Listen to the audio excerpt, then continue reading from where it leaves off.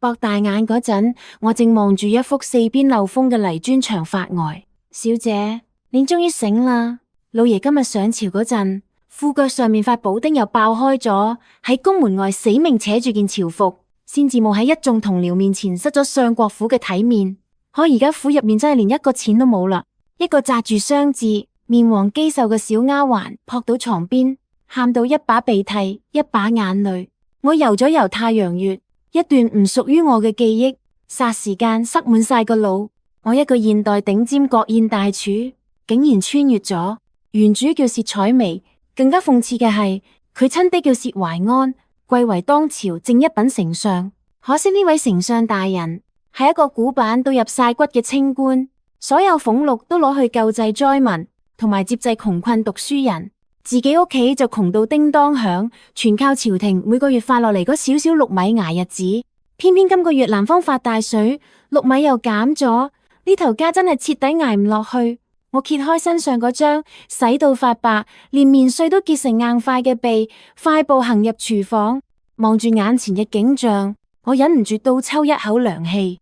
灶頭乾淨到連老鼠都唔肯幫襯，米缸已經見底，剩低嗰少少陳米，頂多只夠煲2碗清到見底嘅稀粥。小翠，屋企盤數上面真係1文錢都冇剩。我拎轉頭問嗰個小丫鬟。小翠震住咁喺懷入面摸出2個沾滿手汗嘅銅錢，帶住喊腔話：就剩低呢2個啦，係奴婢上個月買針線剩翻嘅。小姐，不如奴婢攞夫人留下嗰支最後嘅木簪去當咗佢啦。當乜鬼啊？嗰支係阿娘嘅遺物嚟噶。我一手搶過嗰2個銅錢，轉身塞入原主裝留嘅拿筐入邊，又死命喺入邊摳出一粒成色極差、得針尖咁大嘅碎銀。呢啲係原主儲咗3年嘅私己錢，約莫有半兩。古代嘅物價睇落雖然平，可係鐵器同埋精細食材就貴到嚇死人。半兩銀慳住用，足夠去西街鐵匠鋪打一隻唔算常見嘅生鐵平底鍋，順便再去糧油鋪買2斤粗麵粉、一小塊唔值錢嘅豬板油同埋幾文錢香料。大周朝嘅律法並冇禁止官員家眷經商。只不過滿朝文武個個都愛惜名聲，覺得商賈屬於下九流。可係而家連飯都冇得食，仲邊個理得乜嘢讀書人風骨？我帶住小翠，將後院嗰架以前搬屋樓下嘅舊木頭手推車執乾淨，冇條件煮滿漢全席。我就用呢半兩銀嘅全副身家，整一樣現代風靡大江南北嘅街頭霸王烤冷麵。大周朝冇現成嘅冷麵皮，不過我有手藝，我將粗麵粉加咗少少鹼水。耐住聖子搓成硬麵團，再用鹼麵棍嚟回回壓成薄過紙嘅麵片，跟住用小刀出密密麻麻嘅紋路，放落鍋入面稍為蒸一蒸，就變成煙韌十足、透亮又帶少少彈性嘅麵皮。至於醬汁，就係烤冷麵嘅靈魂。我用屋企剩低最後嗰少少粗陳醋，配上啱啱買翻嚟嘅幾文錢香料，細心熬成一鍋，鹹香之中帶住微酸微辣嘅蜜汁醬料。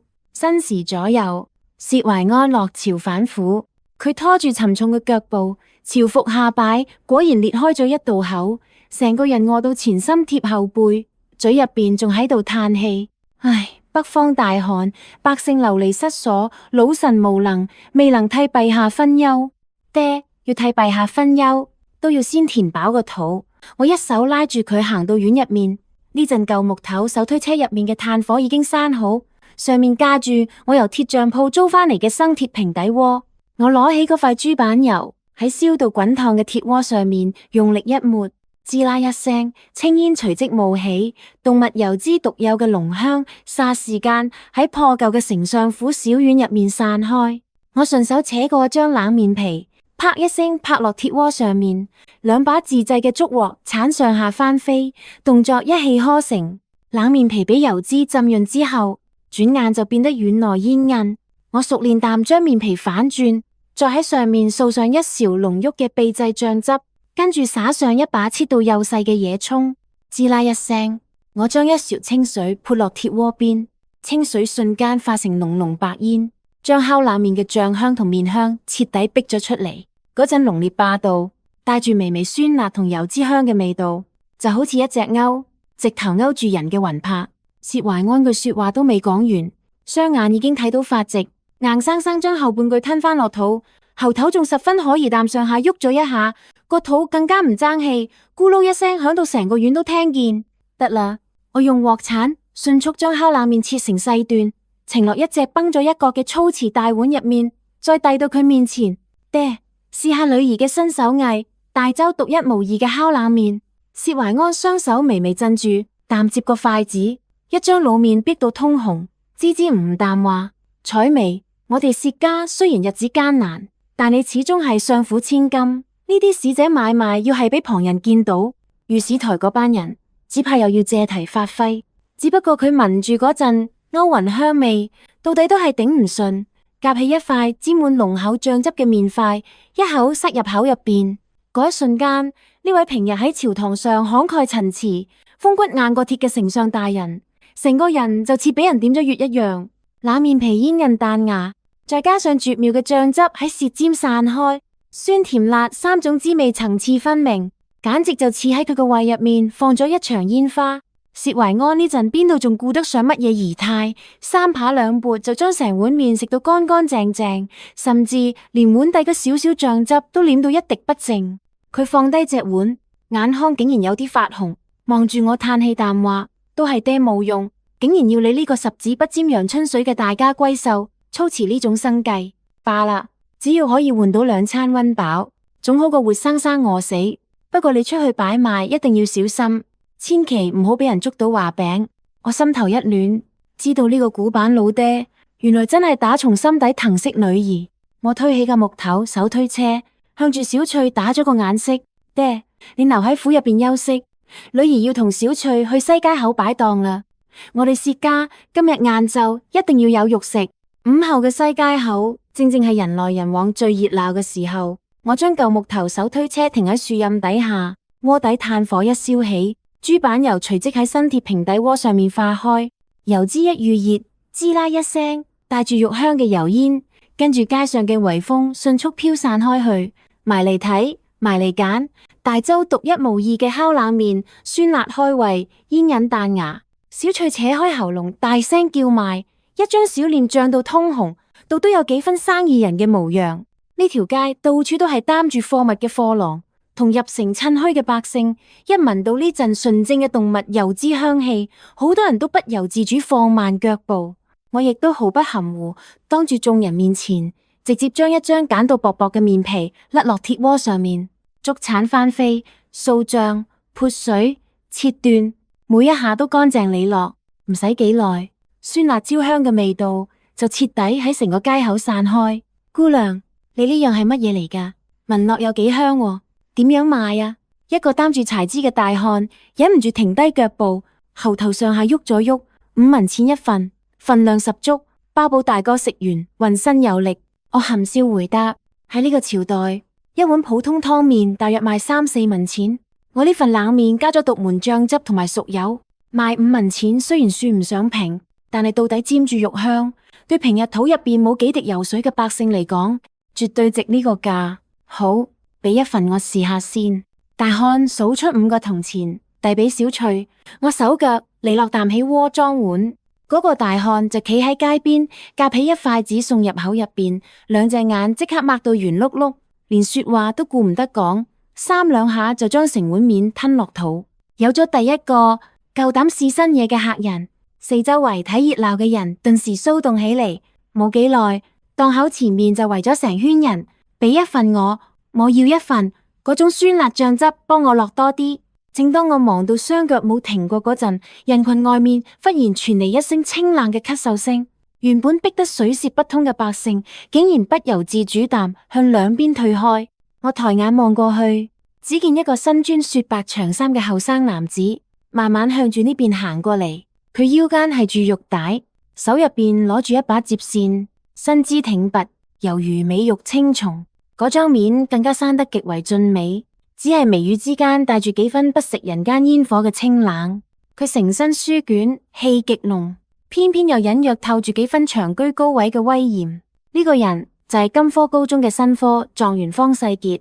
原主嘅記憶入邊有佢，老爹以前唔止一次喺屋企讚佢，話佢係百年難遇嘅國士之才。只可惜為人太過心高氣傲，方世傑喺離檔口3步遠嘅地方停低，眉頭微微皺起，清冷嘅目光掃過我嗰架簡陋木頭手推車，最後落喺我塊面上。光天化日，喺京城鬧市之中搞到油煙四起，成何體統？方世傑把聲清亮溫潤，語氣入邊卻帶住幾分讀書人獨有嘅刻板同責備。呢位姑娘，朝廷雖然唔禁止百姓經商，但呢度乃係京城要道。你喺此處弄得如此喧鬧嘈雜，實在有失雅觀。我停低手上把竹鏟，不卑不亢淡迎上佢嘅目光，淡淡一笑：公子此言差矣。古人有云：民以食為天。呢一陣油香面香，正正係百姓求生填肚嘅人間煙火。公子身穿拉耶羅周緞，自然唔會明白呢碗只值5文錢嘅飽肚食物，對擔柴出賣力氣嘅漢子嚟講係幾大嘅安慰。若果連呢點煙火氣都成為罪過，大周嘅政令未免冷清得太過分。方世傑微微一怔，似乎完全估唔到一個街邊擺檔嘅姑娘竟然講得出呢番說話。佢身後嘅隨從啱啱想上前入斥，卻俾佢抬手攔住。佢定定淡望住我，目光掃過我嗰張雖然沾咗油煙，依然遮唔住清麗嘅臉龐。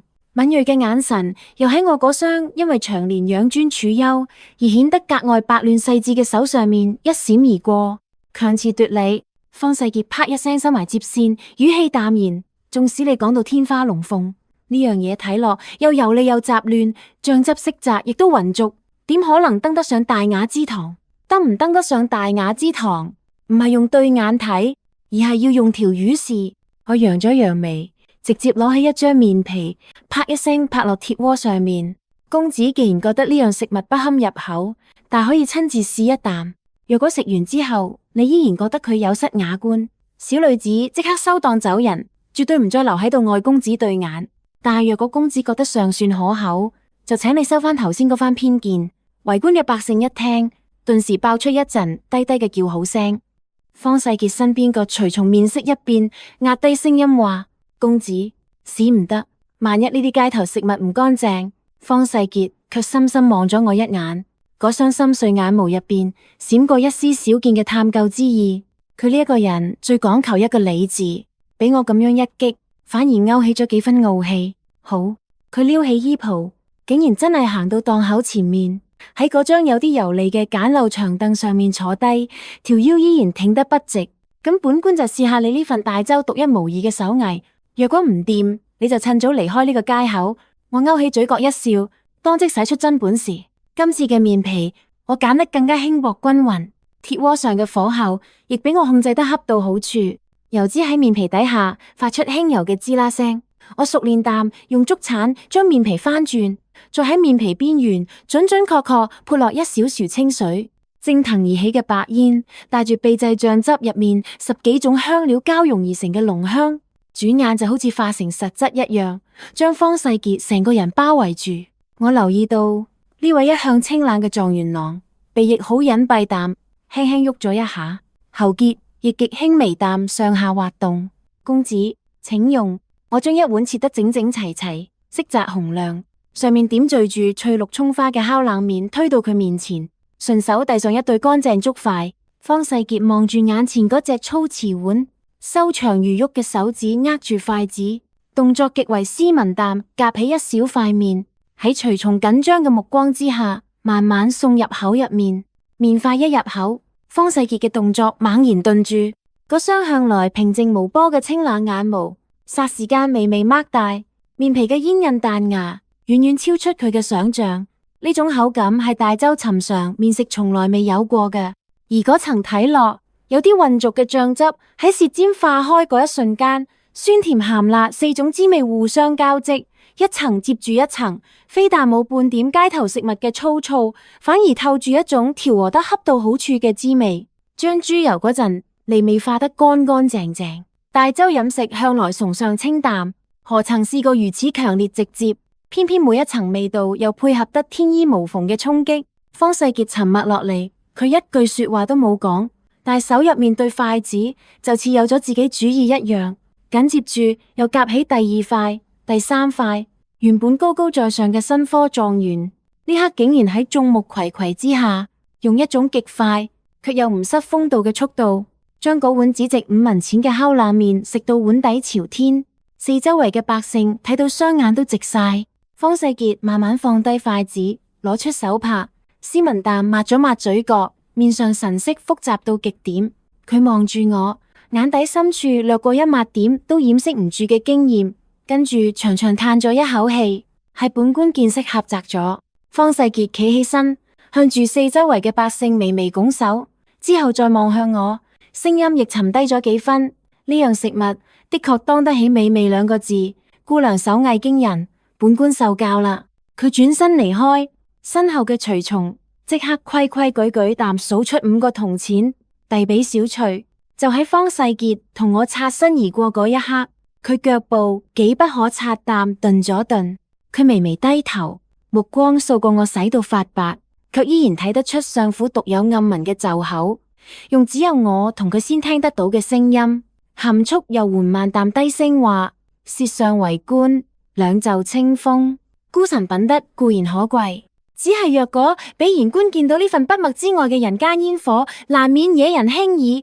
姑娘往後最好都係換一條清靜啲嘅街道。講完之後，佢唔等我回應，就帶住隨從飄然而去。我望住佢嘅背影，手心竟然滲出一層薄汗。呢位新科狀元心思果然深不可測。自從方世傑嗰日提醒過我之後，我就換咗另一條街擺檔。新檔口設喺大理寺後面嘅北街，人流雖然冇西街口咁多，但勝在地方清靜，而且出出入入嘅大多數都係各部衙門嘅低階差役同書吏。烤冷麵嘅生意之後幾日好到出乎意料，我用儲落嘅幾百文錢，唔單止幫老爹買咗一段上好嘅青緞，將件朝服補得體面啲，仲買齊咗第2種食物所需要嘅材料。既然要重操舊業，單靠烤冷麵未免太過單薄，想喺京城真正站穩腳跟，我就要使出殺手鐧臭豆腐。大周朝嘅豆腐工藝已經相當成熟，只不過無論百姓定官宦人家，食豆腐講究嘅都係潔白嫩滑、質地細膩、豆香濃厚。我先去豆腐坊買翻最新鮮嘅鴨窩老豆腐，切成一件件方方正正嘅小塊，之後整齊淡馬入壇入面，再淋上我呢幾日用秘製香料加陳年梅菜老汁細心發酵而成嘅獨門滷水。小姐，呢樣嘢黑溜溜，陣味直衝腦門，真係食得㗎。小翠掩住個鼻，眼淚水喺眼眶入邊不停打轉，離嗰個水缸足足有5步咁遠。聞落臭，食落香，呢招就叫出奇制勝。我蓋好個壇，嘴角微微揚起。午時一到，衙門入邊嘅差役陸陸續續出嚟揾食。我睇準時辰，將一鍋茶油同菜油照住比例混合，放喺鐵鍋入邊燒到滾燙，之後將吸滿滷水嘅方塊豆腐沿住鍋邊慢慢滑入油鍋，滋啦滋啦，一連串密集嘅油包，轉眼就將豆腐全部包住。隨住高溫猛炸，豆腐表皮迅速膨脹變硬，而積聚喺豆腐入面嘅發酵香氣，亦喺一瞬間跟住油煙化成一陣極具侵略性嘅古怪味道，沿住北街小巷，以排山倒海之勢向四面八方席捲而去。哎呀，究竟係邊戶人家倒夜香，定係大理寺死爐漏咗氣啊？呢陣係乜嘢味？又臭又邪門，邊個喺相府後街煮鞋底啊？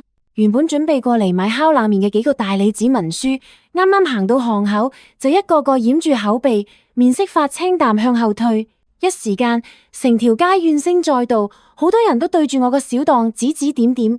我不慌不忙，用長筷子將炸到通透、外脆內嫩嘅黑豆腐撈起，再用竹籤喺豆腐正中間篤開一個窿，跟住灌入油蒜蓉、香醋、蜜汁、辣椒油，同埋用少少高湯調成嘅汁，最後灑上一把芫茜。各位官爺，呢樣食物個樣唔好睇，陣味亦唔好聞，但若果唔好食，小女子分文不收。我用竹筒盛咗一份，含笑望住大理寺入面最年輕嗰個小書吏。呢位官爺，你每日喺大理寺審閱卷宗，最講求真憑實據。呢樣食物若果單憑氣味就判佢有罪，豈不是屈打成招？不如親口試一試，係想定罰，就由官爺條於親自定奪。嗰個小書吏原本俾陣味分到眉頭直皺，但聽我將說話扣到大理寺嘅辦案規矩上面，身邊一眾同僚又全部望實佢，讀書人嘅傲氣同面子，令佢唔好意思拎轉身就走，只可以屏住呼吸，擺出一副視死如歸嘅模樣，用竹籤結起一塊豆腐放入口入邊，咔嚓一聲，正係牙齒咬碎酥脆外皮嘅聲音。緊接住，充滿蒜香同辣油滋味嘅鮮味湯汁就喺小李口腔入邊轟然爆開。原本藏喺豆腐入面，令人避之則吉嘅臭味，遇上高湯同熱油嘅催化之後，竟然喺舌尖轉化成一種難以形容、濃郁到極點嘅醇香同鮮味。豆腐厚實嘅口感同豆製品吸飽油脂之後嘅香氣完美融合，刺激得人頭皮發麻。小李雙眼瞬間睇到發直，佢非但冇吐出嚟，反而喉頭一喐，硬生生將成塊豆腐吞咗落肚，跟住就急不及待啖結起第二塊。呢簡直係神仙手段。小李俾辣味刺激到滿頭大汗，嘴入面卻不斷讚嘆：絕啦，當真係人間極品。店家再俾2份我，唔係俾3份。周圍原本等住睇笑話嘅人，見到佢呢副模樣，一個個半信半疑啖湊咗過嚟，又膽大嘅試咗一塊，頓時驚為天人。俾1份我，呢樣嘢真係古怪，點解越食越想食㗎？一時間，原本劣評如潮嘅北街，竟然排起一條長龍，眾人一邊掩住鼻，一邊吞口水，場面講唔出咁古怪，偏偏又熱鬧得好。就喺檔口前面一片火熱嗰陣，巷口陰涼處，唔知幾時停咗一架極為低調嘅馬車。假馬車通體用黑樟木製成，冇半點多餘裝飾，驟眼睇十分樸素。但若果有識貨之人細心一睇，就會發現揸車嘅車兩邊太陽穴高高鼓起，一對手嘅虎口亦布滿口繭，顯然係個武功高手。車簾微微掀開一角，露出一張平凡到令人過目即忘嘅臉。嗰個人身穿一套墨綠色勁裝，眼神好似鷹隼一樣銳利，正係奉命暗中護衛嘅密探。主子就係呢陣味。車厘壓低聲音向車裏嘅人稟報，微臣查過，呢番動靜係薛相家嘅千金喺街角搞出嚟，只不過呢陣味實在太過古怪，唔知係咪另有用意。車廂入面傳出一聲低沉而富有磁性嘅輕笑，嗰把聲聽落十分年輕，卻帶住一種不容置疑嘅威嚴。薛懷安嗰個老頑固，琴日喺御前為咗賑災款嗰幾兩銀，同戶部尚書鬧到面紅耳赤，屋企連1兩碎銀都攞唔出，估唔到佢個女都幾有意思，竟然可以搞出咁大動靜，去買一份翻嚟，朕到想睇下呢樣令半條街嘅官差都食到欲罷不能嘅東西，究竟藏住乜嘢玄機？密探領命，身影一閃，就無聲無息淡混入排隊嘅人群入面。臭豆腐嘅威力遠遠超出我嘅預料，唔使3日，大理寺北街嘅黑豆腐就變成京城一大奇景。原本嗰班身穿官服、平日端住架子嘅朝廷命官，而家落衙之後，竟然都會叫身邊長隨拎住食盒過嚟排隊。可惜好日子冇過幾耐，麻煩就揾上門。呢日朝早，我啱啱將木頭手推車推返上府前院嘅影壁旁邊，老爹薛懷安就跨住一張老面，孭住雙手由大門外跨步行入嚟。佢身上件朝服因為用新青緞補過，睇落總算體面咗幾分，但2條眉就皺成一個死結。彩眉，你快啲先將個檔口收咗啦。薛懷安嘆咗一口氣，蒼老眼眸入邊滿係憂慮。今日早朝，御史台嗰班言官聯名上奏彈劾老夫，話老夫自家不嚴，放任女兒出外經商。更加有人話大理寺後街日日散發怪味，分到公堂之上威儀盡失，有損朝廷體面。陛下雖然將奏摺壓咗落去，但老夫呢張面實在係，我聽完爭啲俾佢哋激到笑出聲。呢班御史唔去理民間疾苦，反而日日盯住我個豆腐檔唔放。爹，御史台彈劾你，究竟係因為女兒出嚟賣嘢失咗相府體面，定係因為呢陣味犯咗罪？我一邊將豆腐滑入油鍋，一邊輕聲問：自然係因為陣味。薛懷安聞到突然升起嘅焦香，喉結輕輕喐咗一下，嘴上卻依然死撐。佢哋話呢樣係極不潔淨之物，有辱斯文。既然係不潔之物，咁本官倒想睇下大周嘅斯文幾時開始輪到用鼻哥去衡量。一把清冷孤傲嘅聲音突然由前院外面傳入嚟。我抬頭一望，只見方世傑身穿一雜便服，手入邊捧住一沓厚厚嘅朝議卷宗，正由管家帶住行入嚟。佢先向薛懷安彎腰行咗一個晚輩禮。薛上，學生奉命送嚟琴日翰林院嘅議事紀要。啱啱踏入大門，就聽到言官嗰番說話，覺得實在荒謬，所以一時忍唔住接咗一句。薛懷安見到係新科狀元，面色稍為緩和咗幾分，但係依然苦住張面嘆氣。世傑啊，你有所不知，呢樣嘢文落確實係，唉，老夫亦都係為采薇嘅名聲着想，名聲係靠自己爭翻嚟，唔係靠旁人把口講出嚟。正當院入邊嘅氣氛僵持不下，一把極為渾厚，仲帶住幾分氣魔嘅聲音，忽然由相府大門口傳過嚟，緊接住一個身穿寶藍色團花長袍嘅中年男人大步行入院內，佢身後跟住一個面色白淨、低眉順眼嘅僕眾，仲有一個眼神好似鷹隼般銳利嘅綠衣護衛。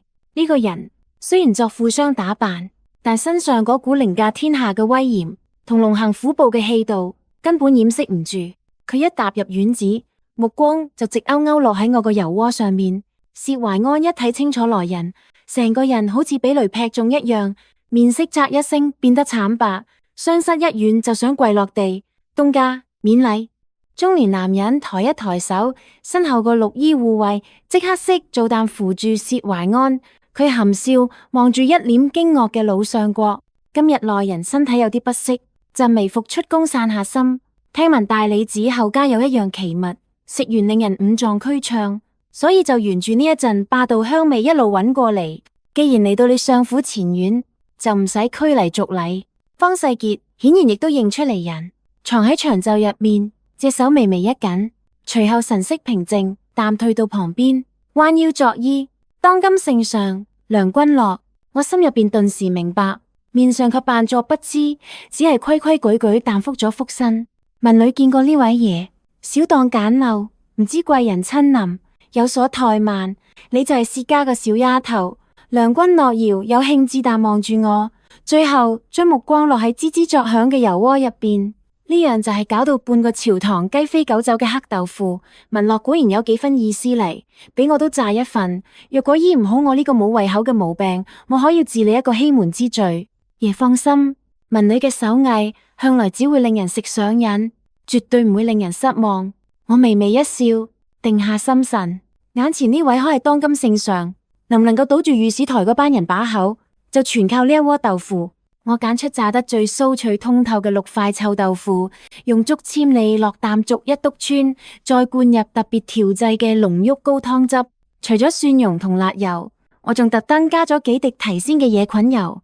最後將一碗色澤烏黑油亮，上面點綴住碧綠芫茜嘅臭豆腐，雙手奉到佢面前。梁君樂接過隻碗，望住嗰幾件黑漆漆嘅東西，眼神入面閃過一絲遲疑。旁邊嗰個面白無須嘅僕，從急到不停抹汗，啱啱想上前阻止，就俾梁君樂揮手飲退。朕活咗40年，乜嘢山珍海味未見過？難道仲會俾你呢個小家頭一碗豆腐嚇親？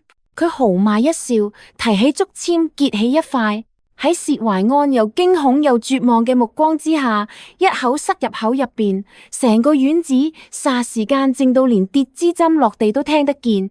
薛懷安死死合埋雙眼，兩隻手藏喺袖入邊，微微發震，仿佛已經睇到抄家滅族嘅大禍就在眼前。只不過預想中嘅龍顏大怒並冇發生。梁君樂第一啖咬落去，咀嚼嘅動作就猛然定住，緊接住嗰雙見慣權謀變幻嘅威嚴眼眸，竟然一串一串亮咗起嚟，甚至爆發出一抹老饕先有嘅狂喜。咔嚓咔嚓，大周天子完全顧唔上儀態，就喺相府院入邊大口大口啖嚼起嚟。濃郁湯汁沿住佢嘴角流落，差少少滴到衣襟上面。妙啊！梁君樂一口氣食咗3塊，一拍大左，指住薛懷安哈哈大笑。好你個老相國，日日喺朕面前喊窮，話屋企連糙米都食唔起。原來你匿喺府入邊，叫個女整呢啲神仙美味。御史台嗰班人當真係有眼無珠嘅蠢材，咁鮮美咁醇厚嘅食物，佢哋竟然話係惡臭，簡直係暴殄天物。薛懷安成個人都呆咗，喃喃自語淡話：貴人，你真係覺得好食，何止係好食？梁君樂風捲殘雲淡，將剩得一半食個清光，甚至連碗底嗰啖辣湯都抿咗一口，意猶未盡，但望住我。丫頭，你呢門手藝，朕屋企嗰班廚子連你半隻手指都比唔上，往後你都唔使去街邊擺檔啦，朕日日過嚟你屋企食飯好唔好？企喺旁邊一直冇出聲嘅方世傑聽完，眼簾微微垂落，遮住眼底一抹極為複雜嘅心意。佢若無其事，但望咗我一眼，嘴角好隱蔽，但勾起一個極淡嘅弧度，而我一直懸住嘅心，亦終於徹底放翻落嚟。自從嗰日試過黑豆腐之後，呢位身份尊貴嘅大人，果然隔三差五就乘住嗰架低調嘅麥克馬車，專登揀住下衙時分嚟相府前院食飯。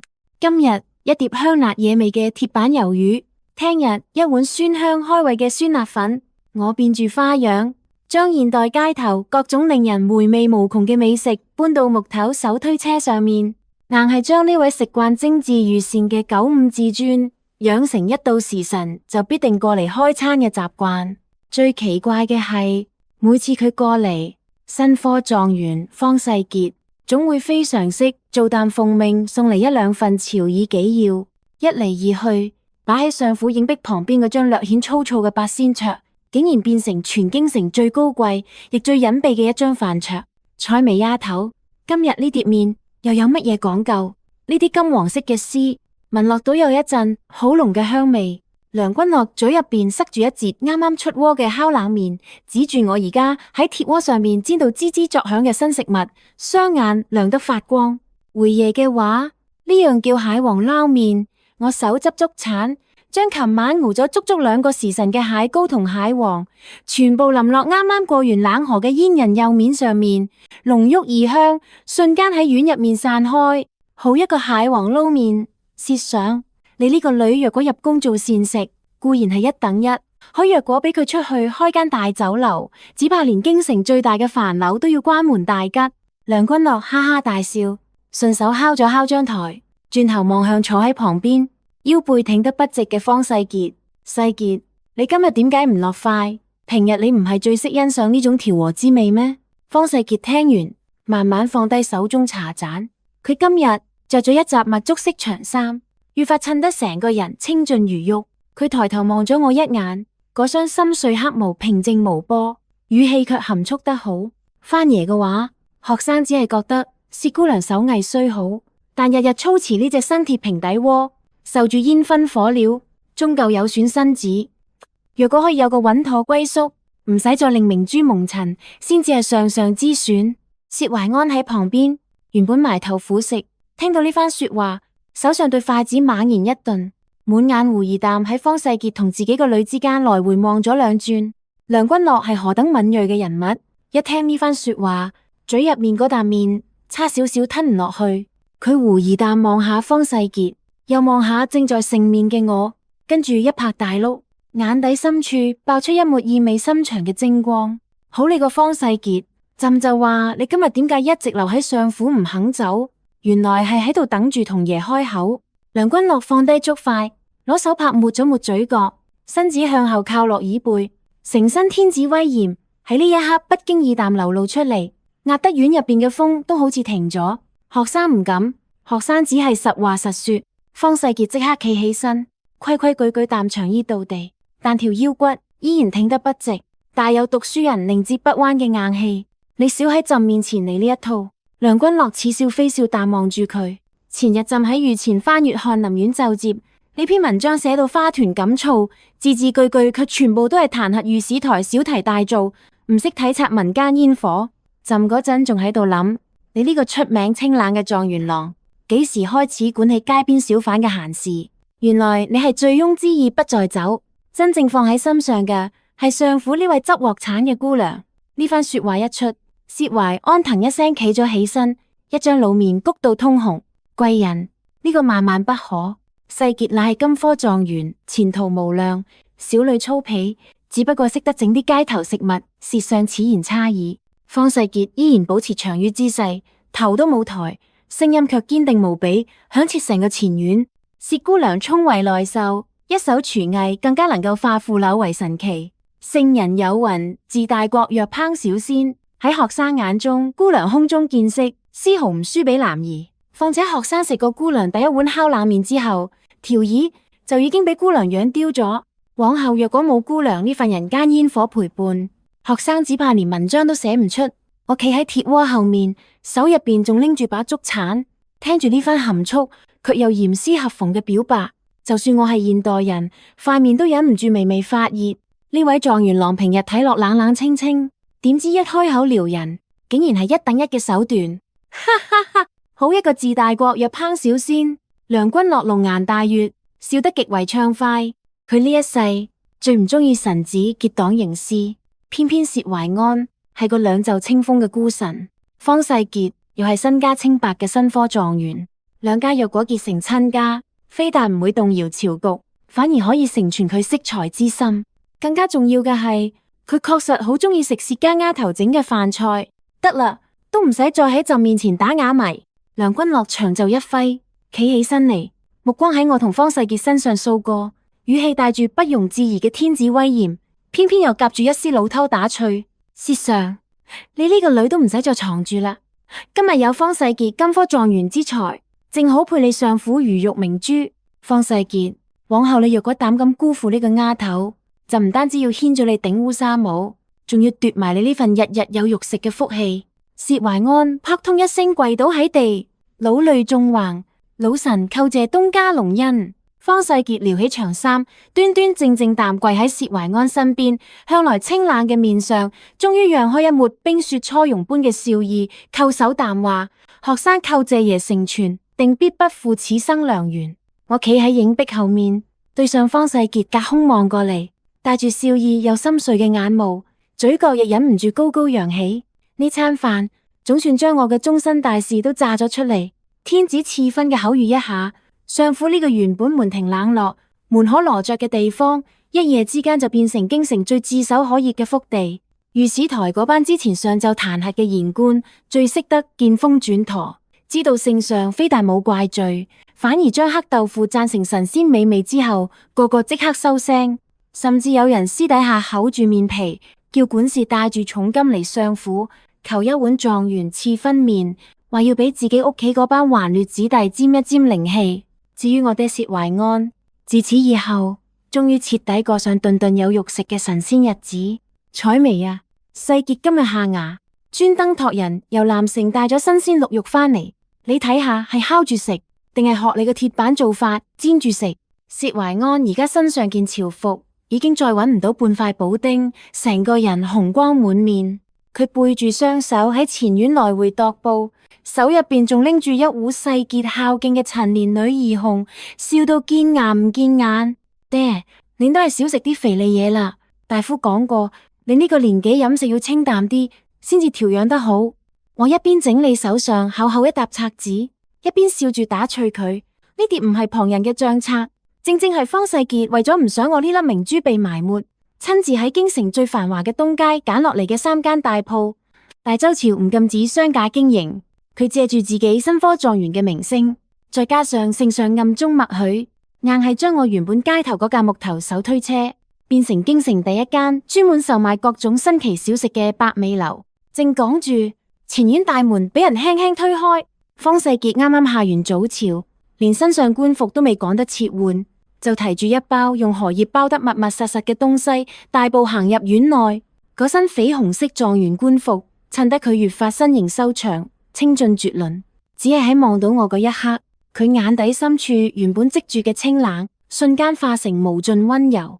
岳父大人，方世傑規規矩矩淡向薛懷安行咗一禮，跟住將手中荷葉包遞俾迎上前嘅小翠。呢啲係成家莊子啱啱摘落嚟嘅新鮮紫蘇。我諗住彩薇今晚要整鐵板魷魚，配埋紫蘇最可以解膩。好好，你哋後生人慢慢傾，老夫去後院睇下嗰份鹿肉。薛懷安極為識趣淡，拎住壺酒走人。臨走之前，仲唔忘記向方世傑遞咗個極為滿意嘅眼神。等老爹行遠之後，方世傑先含笑行到我身邊，自自然然接過我手上支毛筆，順手將賬冊入面一筆有啲凌亂嘅數目勾好。白眉樓琴日嘅流水多咗3倍，工部同刑部幾位大人為咗爭頂樓瓦間嘅位置，啱啱仲喺朝堂上面拗咗起嚟。方世傑聲音低沉，語氣入邊隱隱帶住一絲醋意。我揚咗揚眉，斜斜望住佢。聽講方大人今日喺御前奏事，又借住體恤民生呢個大義，將戶部撥款俾白眉樓附近街道修整嘅銀兩敲定咗。方世傑手中筆尖微微一頓，抬頭望住我。嗰雙黑眸入邊盛滿細碎笑意，語氣卻依然含蓄得好。夫人在此籌謀生意，為夫身為大周朝官員，自然亦要為京城繁華盡一份綿薄之力。況且爺琴日微服去樊樓，話樊樓大廚整出嚟嘅飯菜淡到冇味，硬係叫身邊內侍傳口諭俾為夫，話今晚要嚟白眉樓試新菜。我忍唔住嗤一聲笑咗出嚟。呢位大周天子邊度係體恤民生，分明係宮中御膳房再滿足唔到佢個胃。咁方大人今晚想食啲乜？係本姑娘親手整嘅烤冷麵，定係嗰款令半城言官又愛又恨嘅臭豆腐？我雙手托住下巴，微微仰頭望住佢。方世傑慢慢放低支筆，俯低身子，嗰雙黑眸深深凝視住我。佢伸出修長如玉嘅手指，極為溫柔淡將我鬢角一縷散落嘅碎髮撥到耳後。向來清冷嘅嗓音，呢刻竟然帶住一絲令人耳根發熱嘅霸道。夫人整乜，為夫就食乜。只不過白眉樓生意就算再好，夫人每日都只准忙1個時辰，其餘時間呢雙執鑊鏟嘅手要留俾為夫好好護住。斜陽西下，金色餘暉為上府前院鍍上一層暖洋洋嘅光芒。空氣入面隱隱飄住由白眉樓方向傳過嚟嘅獨特醬香同油脂交融嘅氣味，呢啲就係世間最真實、最踏實嘅人間煙火。喺呢座古老又繁華嘅京城入面，我老爹頓頓有肉食，當今天子成咗個老拖，而我亦有呢位才華絕世嘅狀元郎，一生疼惜寵愛，從此滿城飄香。